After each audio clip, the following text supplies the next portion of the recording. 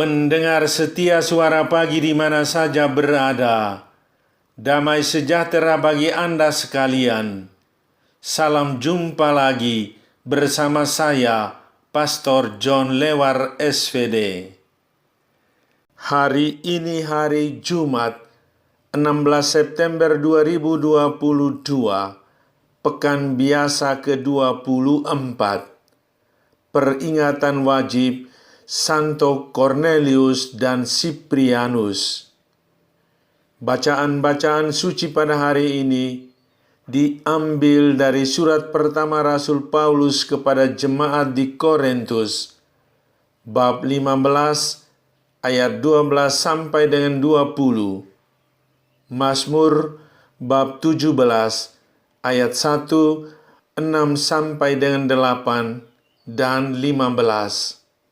Injil Lukas bab 8 ayat 1 sampai dengan 3. Mari kita membaca sabda Tuhan, merenungkannya, masuk dalam keheningan dan doa. Dalam nama Bapa dan Putera dan Roh Kudus, amin. Tuhan bersamamu dan bersama rohmu. Inilah Injil Yesus Kristus menurut Lukas. Dimuliakanlah Tuhan.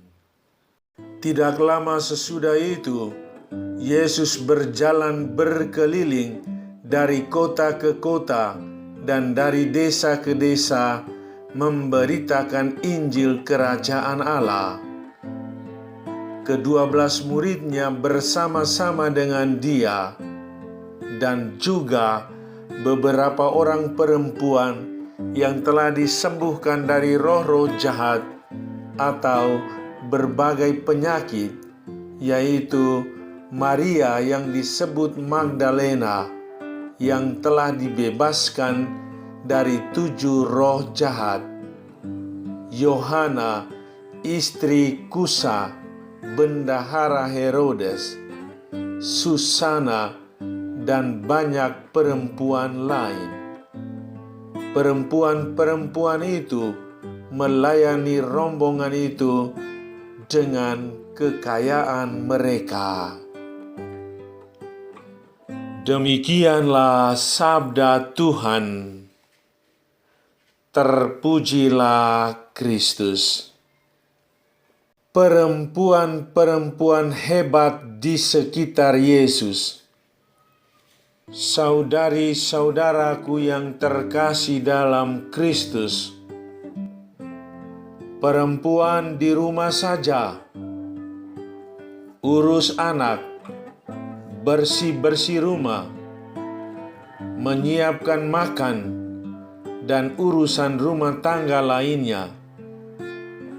Pokoknya, suami bangun makan pagi, sudah harus ada. Kalau pulang, makanan sudah terhidang. Tempat tidur harus rapi. Spray tidak boleh ada yang terlipat sedikit pun. Harus mulus dan licin. Perempuan tidak perlu sekolah tinggi-tinggi. Tugasnya toh tidak terlalu sulit. Hanya jadi pelayan bagi suami, rumah tangga, dan anak saja. Banyak pria yang berpikir seperti itu. Pikiran itu tidak pakai lagi, tidak laku lagi. Fakta membuktikan bahwa kita pernah punya perempuan-perempuan hebat di Indonesia. Cut Nyadin, R.A. Kartini, Dewi Sartika. Pada zaman now ini ada Susi Susanti, Sri Mulyani, dan masih banyak lain yang tidak disebutkan. Mereka adalah pahlawan bangsa, ikut berjuang mengharumkan bangsa dengan caranya masing-masing. Mereka semua terlibat. Perikop Injil hari ini berbicara tentang perempuan-perempuan yang melayani Yesus. Selama 3 tahun pelayanan publiknya, Yesus berjalan berkeliling dari kota ke kota dan dari desa ke desa memberitakan Injil Kerajaan Allah. Injil mencatat bahwa sekelompok perempuan menemani Yesus dan ke-12 rasul. Ini adalah kelompok perempuan yang beraneka ragam. Beberapa berasal dari berbagai latar belakang, dari keluarga kaya dan terkemuka, dan lain sebagainya. Para perempuan melayani Yesus dan para murid dari sumber dana mereka sendiri. Saudari-saudaraku yang terkasih dalam Kristus, ada 2 hal yang kita pelajari dari kisah hari ini. Pertama, Yesus mengangkat perempuan-perempuan ini dalam persekutuan dan pelayanan. Yesus melibatkan mereka untuk ambil bagian dalam pekerjaan Tuhan. Kedua, mendukung pelayanan pemberitaan Injil melalui harta milik mereka. Tidak dipungkiri, dalam pelayanan dibutuhkan banyak hal, seperti sumber daya manusia dan dana untuk mendukung pekerjaan itu. Mereka mempersembahkan hidup dan harta mereka demi lancar dan suksesnya karya perutusan Tuhan. Oleh karena itu, kita memberi apresiasi kepada kaum perempuan yang telah membaktikan diri dalam karya perutusan di mana saja.